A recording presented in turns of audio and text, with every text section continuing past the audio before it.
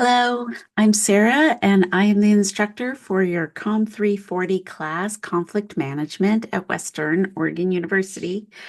Welcome to class. I am doing the silly video to get you started. I call it the silly video because I'm basically covering the syllabus, the course description, all those things we would do on the very first day of class, I'm going to do in this video.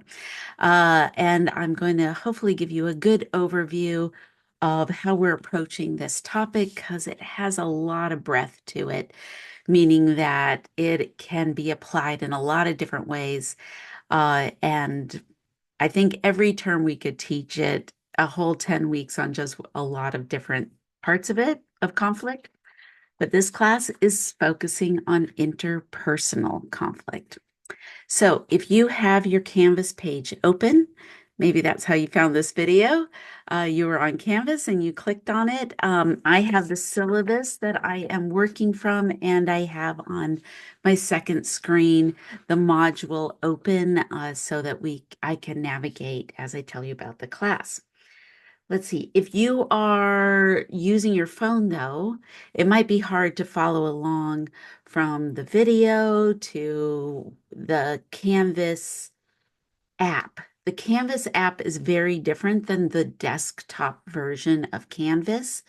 And if you're using an iPad or a phone and just using the app, you are going to have a much more limited view of how to navigate the course. So I would say, as useful as the app is for all of us who are on the go, we definitely want to, when possible, get into a browser and go into Western Portal, get into the Canvas page and open it up on a desktop. It looks a lot different, and it might help you if you're feeling confused or lost or not sure where to look for things. Maybe just changing to the browser from the app. Of course, if you're in the browser and you're lost, oh my gosh, that might be a great reason to come and uh, talk to me over Zoom or something so I can help out and help you navigate the page. All right. So COM340, conflict management, we call it, let's just start with the title of this class. We call it conflict management. We very purposefully don't call it conflict resolution. Conflict resolution is a very different approach to conflict, and we're doing something that is more leaning in the management. And the gauge of going from conflict resolution, which wouldn't it be nice to resolve everything, but as soon as we're moving towards resolution, we end up in a much more competitive game. There's like this ending that we are going towards, and then it kind of creates more competition.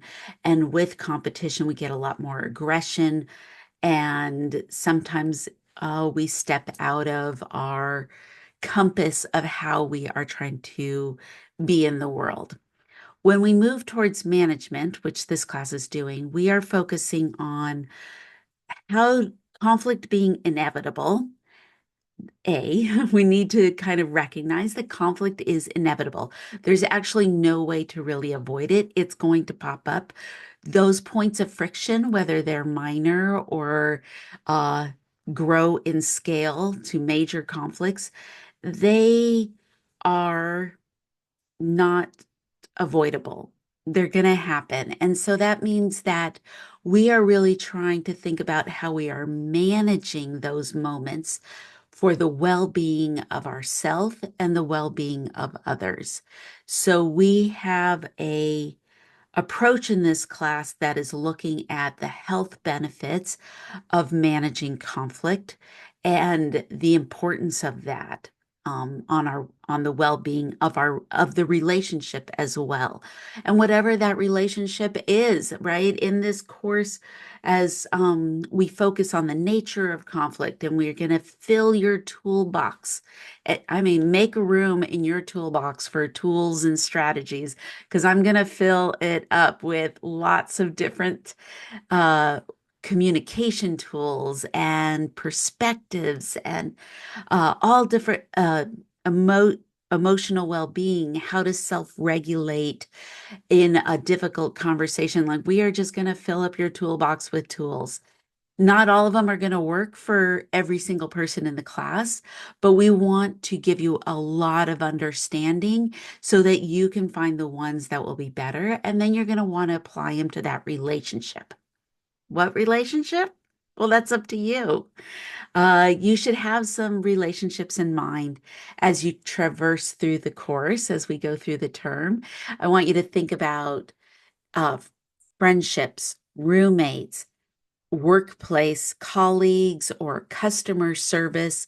We want to think about our family dimensions or romantic relationships. I mean, our cup really runneth over as we navigate a world, even when we feel like are we maybe even we prefer to be working on our own, or if we're feeling isolated or lonely, we want to kind of dive into the different relationships that we have. You might even decide to make a little list of all the different people and interactions you have, whether they are like current people that you are seeing on a daily basis or people that you only see occasionally. And definitely, we want to think about holidays and different events we attend and how conflict shows up in those experiences as well. All right. To do that, in this class, we're of course going to define interpersonal conflict specifically. There is, oh my gosh, how can we count the ways of how many conflicts there are in the world? There is organizational conflict, there is global conflict, there is uh, political conflict, right? Like, oh my gosh, there's so many types of conflict. So for all of those types of conflict, we want to get down to the interpersonal level, and that's our actual interaction with another person, that type of conflict, when it shows up, the friction in those moments. And so that means that we are not covering global politics. We kind of have to have some uh, we do need to kind of graze by what's happening with politics and conflict because it often comes up in our interpersonal interactions. But we're going to look at that at a real meta view of how politics affect us on an individual level. And then we are going to also look at so as we're going to look at intercultural communication. So this is probably has one of the biggest impacts on your conversations is intercultural communication. You can even have an intercultural communication conflict in your own family.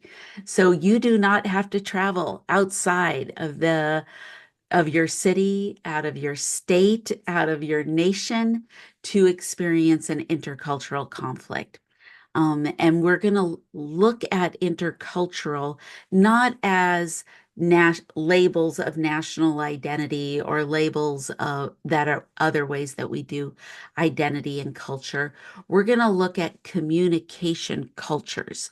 And when we unpack a communication culture, we're going to look at the scripts, the patterns, and the expectations that are put on a communication event or encounter. And sometimes that's the only thing you need to really know, and you can slide through an interaction with a lot more ease when you know how to identify those communication patterns and expectations from different cultural communication groups. That's week 2. We'll do intercultural communication week 2. We need to be right out of the gate. We're going to define interpersonal conflict, and then we're going to go straight to the culture piece because it impacts so much of how we're going to handle conflict, we're really establishing our foundation for communication. And then we're going to start breaking down what is happening in a conflict. We're going to look at different people's goals, goals like identity goals or procedural goals, things like this. And then we're going to go from there into looking at different people's conflict style. And when we talk about style, what is your conflict style? Your fashion, like your fashion style. All of us have a different style of dealing with conflict, and that is influenced by our culture. Our culture has a big impact on style, but specific to you, what is impacting your style is your past experiences, uh, the family or homes that you were predominantly in through your childhood, and the people you were interacting with the most in your childhood will really impact your style as you grow up. And we're going to spend quite a bit of time mentioning those family relationships as they impact us as adults from childhood to adult. And then we're also going to look at from style, we're going to look at a little bit of nonverbal communication. We don't really focus on nonverbal. I teach a nonverbal communication class, or our Western covers that. So that's a really important piece, of course, to communication. So I definitely encourage you to look for that class when it pops up. But we just kind of slightly cover it, but we're going to dive really into emotions. And emotions are really important because we really want to define emotions. We want to dive into the linguistics of how we talk about our own emotional experience and how can we show up in a difficult moment and how do you self-regulate?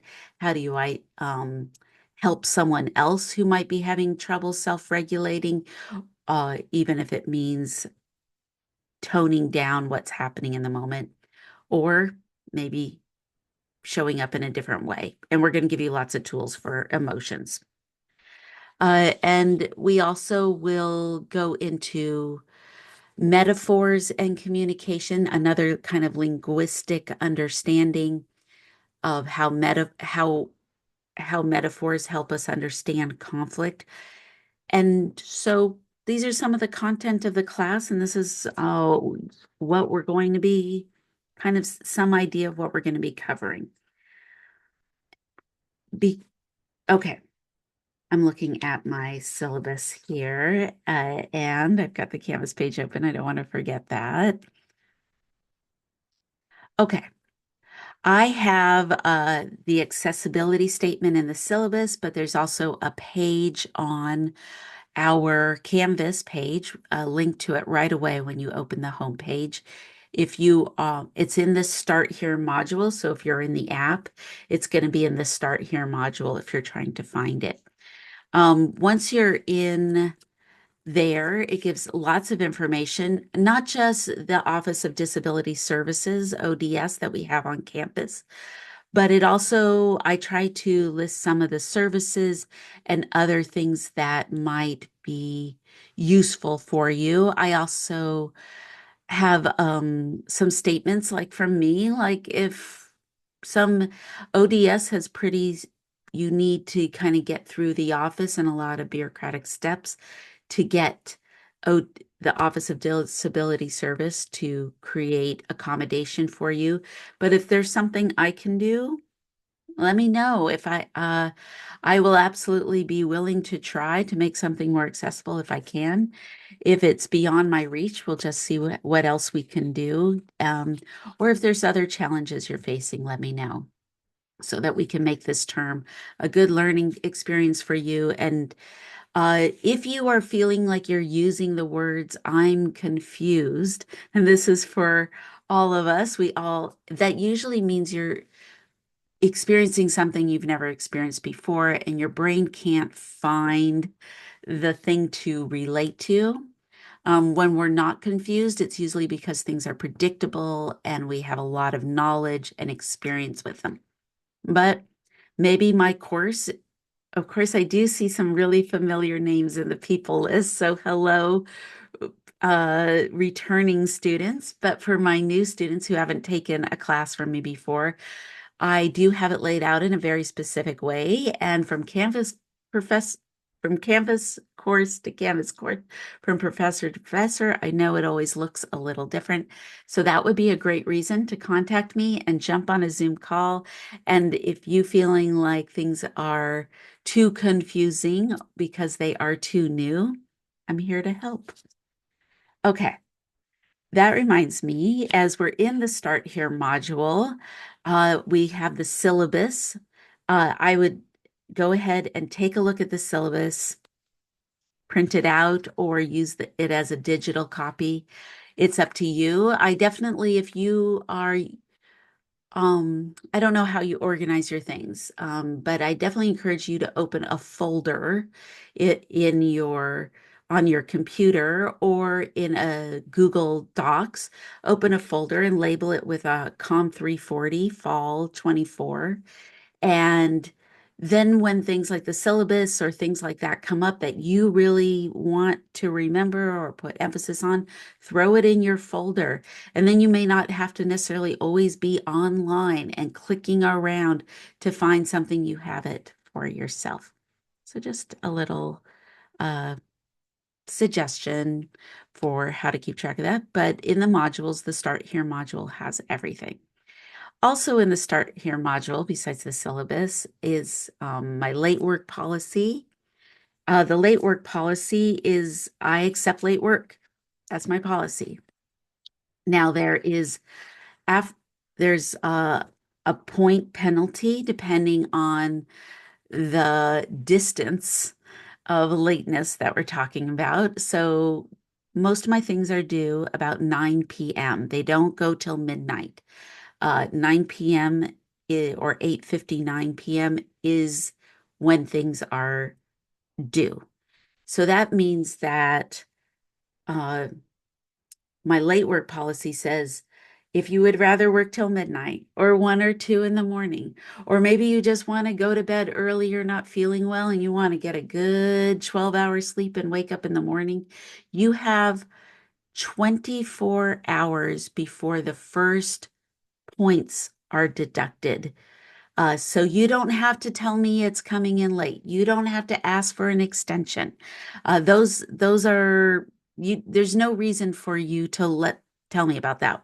When I see it's come in within 24 hours of the due date, it's completely excused. Everyone already has a natural extension. After 24 hours, you lose your first 10% of the points, which is most assignments are worth 10 points. So you lose 1 point, which means you can still get an A if you need an extra little bit of time. And then after, let's see, what is that? Let me just double check and make sure I don't say it wrong. After 3 days, that's when you can lose up to 20% off of a 10-point assignment, which now the highest score is an A.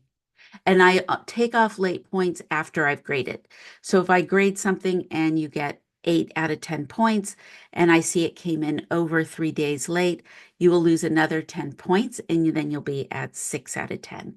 And that's how the late points work, which is trying to give you room to make the decision about what's the priority and give you about a 24-hour and 3-day grace before it could hit pretty hard. But even at that, uh, this is really just to give you permission to make the class work for you and because I know your life is complicated and you have a lot of different things that are demanding your attention. And sometimes your job takes a priority, sometimes family takes a priority. Uh, and that's okay. Or your health takes a priority. Or whatever it is that is coming into your life. That's why this grace is there to give you room for whatever makes you unique and the space that you need. I do need to hold some boundary on that for to be fair. When you ask me for an extra extension or an extra something, I need to extend that to the entire class. That is, and it's not really possible for me to do that because the class is clicking along. I have designed this class so that it's called a scaffolding technique. That means that you really need to know A to learn B. And if you don't get A, B is going to be a lot more difficult. And the A, once you know A and B, we're building up in skills, then we can move to a more advanced C, right? That's what scaffolding is that to move through it. So I do need you to have some ability to keep up with the course. Thus, that's why I'm pretty strict with the points, deductions at that point. Okay, let's see. Mhm. Okay, I am noticing one more thing about late policy is that all late work must be turned in by, you can't lose more than 20% of points. So maybe you just want to even turn it in even later. I do not accept late work the after the weekend of week 9. So Monday of week 10 is when the gate closes on the accepting late work. And that's because of the accelerated rate at the end of the term and how much time I can handle grading. And I can't have a lot of excessive things coming in. So because I need to take care of my health as well. And I could talk to you more about that and why the policies are the way they are. Um, Another thing about the way grading happens in this class for COM340, all assignments are worth 10 points, and there is a rubric in the syllabus for how I grade from 10 points down, uh, the gradation from that. And after that, the next thing is that if you decide you don't want to do an assignment at all, or it just completely is not, you need to just move on and move to the next thing. All missing assignments get a 4, and that's to help you kind of not end up in a total failure of the class, right? So that's to help kind of save you a bit. So 4 is the lowest score. 4 means the you didn't turn in the assignment at all. So that's what that means. Okay. We talked about what we're going to cover. Let's talk about the textbook. That's also in the Start Here modules. And then hopefully I'll be able to I'll move to how to contact me. And I'm completely online this term. Sometimes I can come to campus, so I can be in my office, or you can see me here in a Zoom room. That is my preference, to just jump into a Zoom room and get to have a chance to discuss with you the whatever it is that you want to discuss instead of going back with email, which sometimes there's some confusion with that. But we'll t I guess I kind of just started diving into contacting me before the textbook. Oh, maybe I should just finish while I'm here. I think I will. So Sarah's contact information is the Start Here title of that page. And you can find my Woo email. Great. I expect an email when you have a much more formal thing to talk to me about, when it's much more serious, when and formality and seriousness is what I consider a good email message.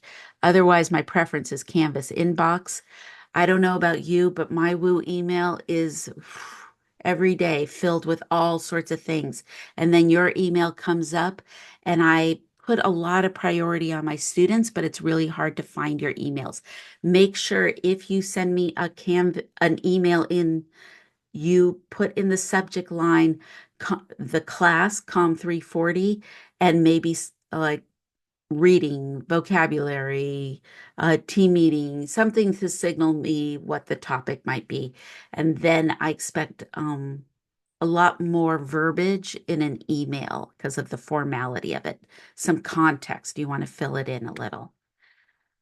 However, not everything is formal. Some things can be just a quick question and not as serious, important, but not as serious.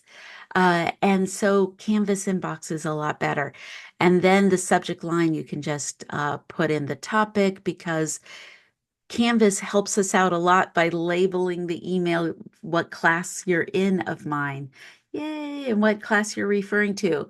Some of you are taking more than one class from me this term, and that means that you should make sure you not put multiple class questions in one message. Always keep each in Canvas, keep each question for the class that you're identifying the question is for, and that makes sure that I can navigate. I have over 100 students, so that information helps me answer things a lot quicker. Um, there's other ways to contact me. I put my mobile phone and phone number in here so you can text me. Texting is for, oh my gosh, it looks like something's off on Canvas. Did you mean to? Or, hey, I just had a quick question. Do you da da da da da?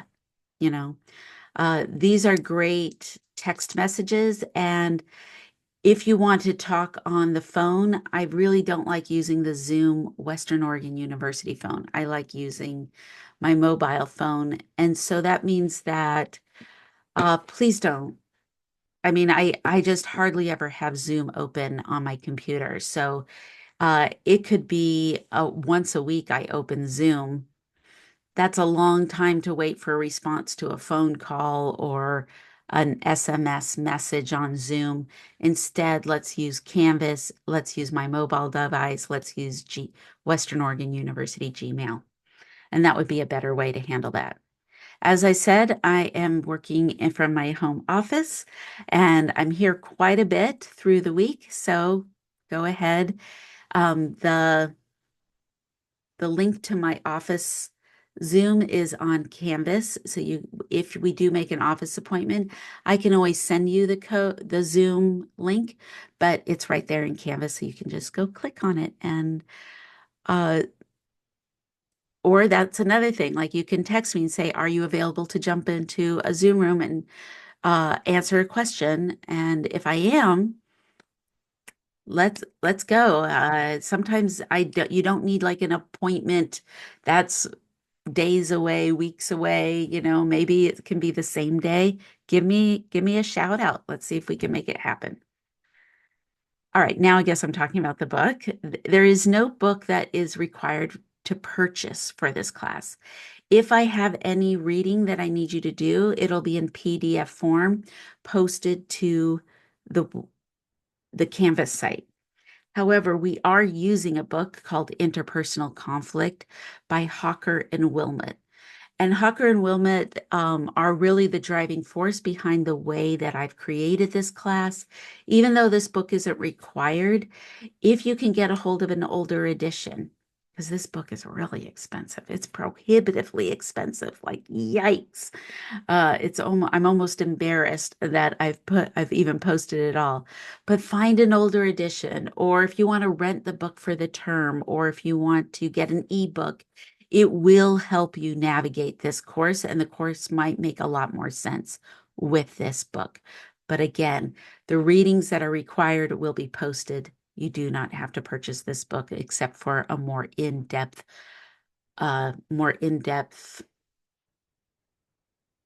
information about what we are covering in the class. I covered the book. All right. Now let's talk about assignments in this class and the modules. So each week a module will open up.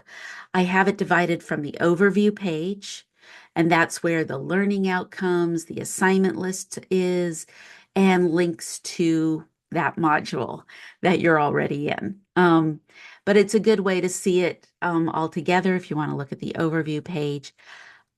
Week one, I have 3 assignments week one. So we are out of the gate. Let's get going. Get your discussion board. You have two discussion boards in week one.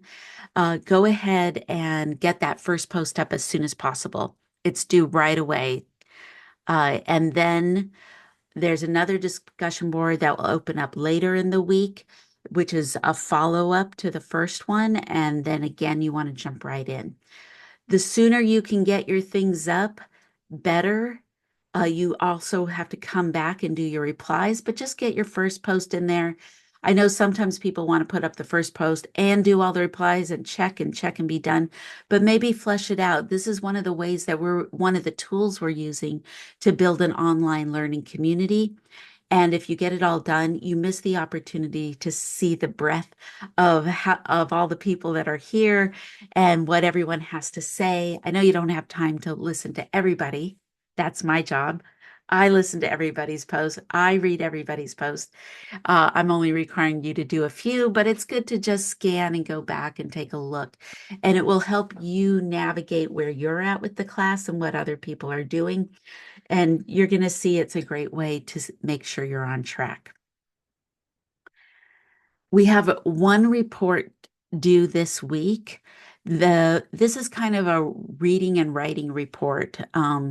It it has a template. Please follow my template, and you open it and get it ready, and then go through the class materials because it'll say choose an article, respond to one of the articles, and then you go to the required reading and vocabulary page, and there are the articles listed. And I ask you to use vocabulary in your report.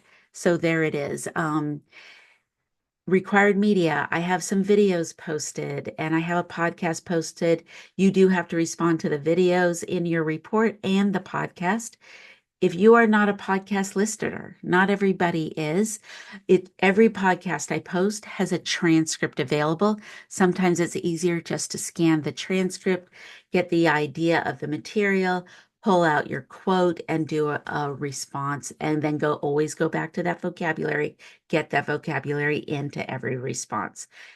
Uh, and then, of course, there should be a tiny desk lecture from me. This is not the week one lecture. This is just the silly video, which I'm almost done with. But you do need to watch the lecture and respond to the lecture. Now, I give long format lectures, like if we were in the classroom. This is a 4 credit class. A 4 credit class means that you were expected to have 4 hours of class time. Uh, I'm not posting a 4 hour lecture, but sometimes they're an hour, sometimes they're over an hour. And that means that not everyone, I'm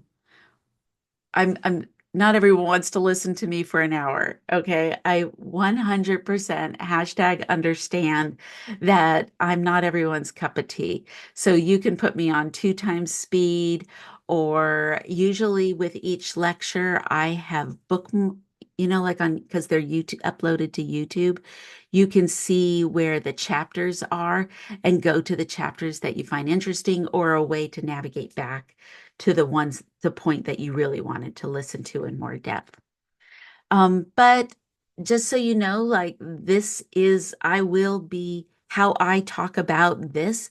You will also have to make video presentations where you talk about the class materials. You're going to have to make videos in this class. And so how I'm talking is a good way. I do encourage you to take the time to listen to me. I don't know, set it up in the lawn, set up your iPad or set up your phone or your laptop in the laundry room. And while you're doing laundry, you can listen to the lecture. Or some people just listen to it. It's just me, just like this talking. So there's no reason to watch it. You could just get it into your AirPods and go for a walk, or you can if you're a commuter, listen to some of that while you're driving. I don't know. I don't want to, whatever works for you. These are just suggestions. I bet you guys have some good suggestions of how you manage all the multiple things you have to do in your life. So we have three reports that are like this. It's pretty intense work, and I really want you to spend quite a bit of time week one doing a really good job because there's another one week four, and then there's the last report, which acts kind of like a final of the class. And I'm really interested in how you are responding to the class. So these are a way to touch base in your reflection statements. So, yes, you have to make videos. I did mention that. You are not mistaken. Uh, you have three discussion boards in the class where you have to put up a video presentation, and all the information is there about that. I usually post a video just for the assignment to get you some ideas. And then you do a small written you title every discussion board needs a title. You post the video and then a short written kind of summary of what you covered in the video. Okay. So those are the components of our discussion of your tiny desk presentations that you will do, and then you'll respond to other people, you'll listen to other people's videos, and then post replies through that discussion board. The other big and what is the most weighted part of the class are your team meetings. So let me just talk for a minute about team meetings. Team meetings are, I'm going to assign you to about a teams of 3 or 4 people. And as soon as the first team meetings opens up, you'll go to the bottom of of all the instructions. There's quite a bit, including what to do in your meeting. There is steps you have to follow. And it kind of acts like a meeting agenda or almost like a script, and you just go through that. So I've set up the whole format of the meeting for you. And then at the very bottom, you will see all the teams listed, find your name, and I don't know who the leader of the pack will be, but one person will shout out to their team first and get the conversation going. You can do that on the Woo Canvas board. Or you can, yeah, you can do it on the Canvas. Go to the inbox and go to our class, and you can put in the names of the people that you see listed in your team and get a message going, getting an exchange going back. I like Canvas. It's a great way because but the reply all is kind of hidden. And we never want to leave anyone out of that first messaging when you're replying back to whoever took up the mantle of getting the conversation started. Uh, so there's also, as soon as you can switch to, if people feel comfortable of switching to a group text chat, or Gmail has a chat option. You could chat me up on the Western Gmail, and you can see when my green dot is lit up quite a bit because I'm at my computer a lot. And so you could also create a group chat on the Western Oregon Google, and that would be a great way to do it too. I think that will also auto-populate because you're in Western. And but if people don't use their Western Gmail, that might not be the best one. You'll have to work it out with your team. And if someone comes up with a different way that everyone's deciding to communicate, I'd love to hear about it so we can keep those suggestions popping along for everybody. And then here's the team meeting has a different late policy than all other assignments. Because you're working with a group, that means that I'm going to be a lot more generous with finding that, because you have to figure out what time you can record, because you're going to meet in your teams, you're going to record that team meeting, and you have to submit the recording. If something, just as a caveat, if something happens to the recording, like the sound wasn't working or the video, the recording gets lost, your team will have to do that assignment again. So whoever is the host is the hero because they are taking on a big responsibility. I also can set up a team meeting Zoom room for you. Whoever is the host has to coordinate that with me so we can make sure they have I can get that open on the day that you want to do it, but that's also a possibility. That's nice because then it automatically submits your recording without you having to do it, as opposed to it uploading to your computer. Okay, let's see. We'll talk more about that if anyone's interested. You just have to hit me up about it. The late policy for the team meeting is that you can turn in your team meeting up to 5 days late without any point penalty. And that's so that if usually you have about 10 days from the time the team meeting opens to when you do your recording. You have 10 days to find some common ground, which is a type of conflict. Trying to do those conversations is a type of conflict. So we're going to use our tools right away, just setting up that first meeting. The first meeting is so important. Really try and get everyone in there because it would be really nice as part of the meeting if you planned out and get on the calendar all the other team meeting dates right away. Decide if you want to you get a group chat. Group chats are nice to do because then if you have other questions, hey, does anyone understand what's going on with this other assignment? You can just shout out to your team and it almost becomes a natural study group.